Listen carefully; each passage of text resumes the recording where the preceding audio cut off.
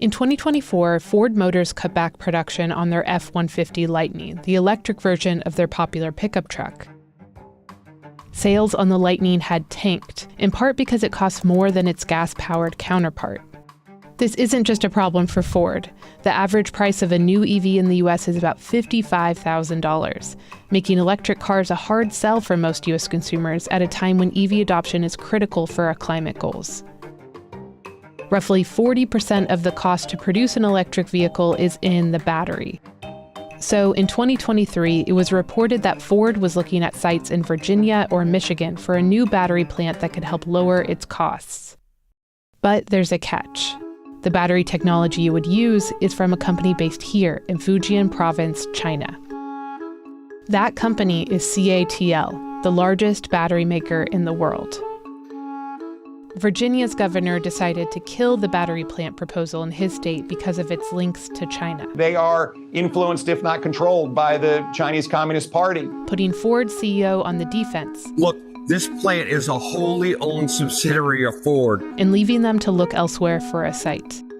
This battery plant got caught up in a broader trade war between US and China, a reaction to the extraordinary rise of China's electric vehicle market. They make up over half of all EV sales globally, and in just a few short years have brought slick and affordable electric cars to the market. Key to this rise is the electric vehicle battery. This part of the EV is where China has really come to dominate the global market. So how did Chinese companies create the world's leading EV battery? And can US automakers make an affordable electric car without it?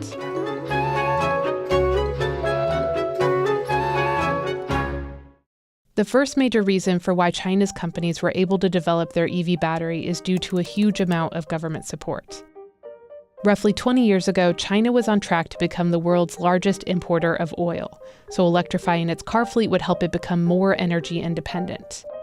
Not to mention a growing air pollution problem in China's cities, in part due to car emissions.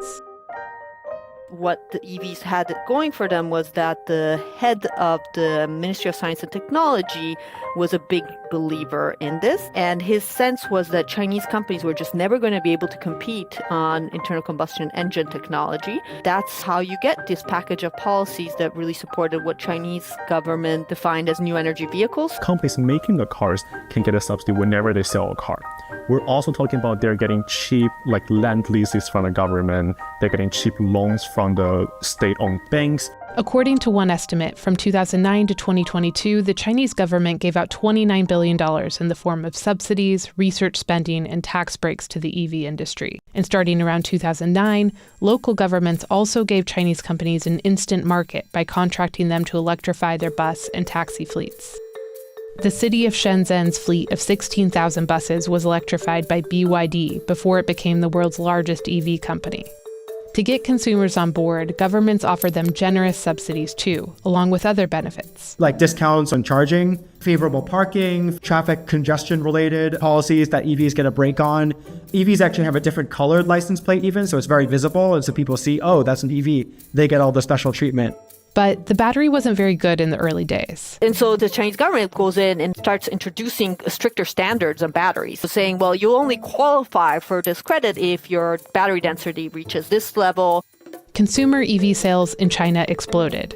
And when it did, the government did something important to protect their own battery industry. When foreign car companies like GM and Tesla wanted to sell their EVs in China, the government made a rule that their cars must use Chinese-made batteries to qualify for consumer subsidies. China's central government phased out consumer subsidies in 2022, but the demand had been created. In 2024, over half of new car sales in China were electric. This is like a milestone because half is a big thing. It means that the majority of the people are actually preferring EVs over gas cars now. The second way Chinese battery companies became so dominant is through the supply chain for the battery components. The type of battery that typically goes into electric vehicles is called a lithium-ion battery.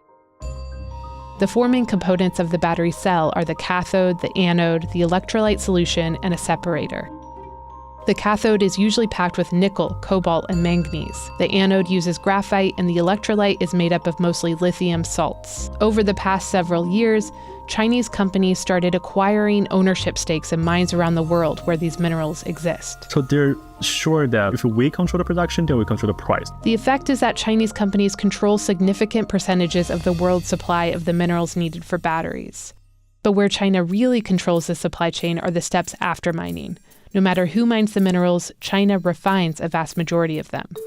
This is the step where factories grind down raw mined materials and extract the desired mineral from it. It's pretty polluting. That's why you don't see as much refining happening in developed countries. Chinese plants then also manufacture the vast majority of the 4 components of the EV batteries: the cathode, the anode, the electrolyte, and the separator, and put them together to make the battery cell. Because you already had pretty developed manufacturing for batteries aimed at electronics. So BYD is actually one of those examples. They started by producing batteries for electronics in the 90s, and then it got into producing EVs. The US was never a battery manufacturing player, historically speaking, in lithium ion. It was previously Japan and Korea. China has now superseded both. China's control of the battery supply chain is so encompassing that after the Biden administration passed a rule saying no more than half of a battery's components or minerals could be Chinese sourced to qualify for tax credits, only an estimated 20% of EV models qualified. With their market dominance, Chinese companies have been able to lead the world in battery innovation. In the past 2 years, Chinese companies figured out how to avoid using the 2 most expensive battery minerals, nickel and cobalt. They did this by innovating on battery technology called lithium iron phosphate, or LFP. In 2023, CATL announced an LFP battery that could power a car for 370 miles on just a 10-minute charge. And BYD has developed their own version of an LFP battery too. It's called blade battery. It's like a very thin, very long blade. But basically they're saying that by using that shape, it can bring more batteries into the same space. So in that way, like the same size of a car can travel farther. Today, LFP batteries are a growing share of all EV batteries, and nearly all of them are manufactured in China. But not for long.